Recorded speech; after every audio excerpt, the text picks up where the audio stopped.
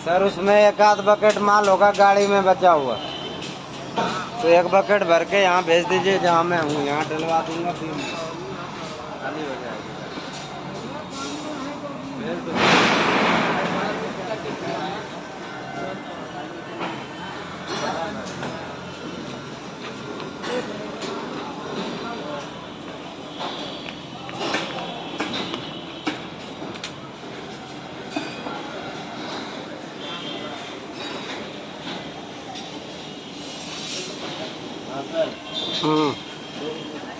लिख दो ना, 2 मिनट लगेगा।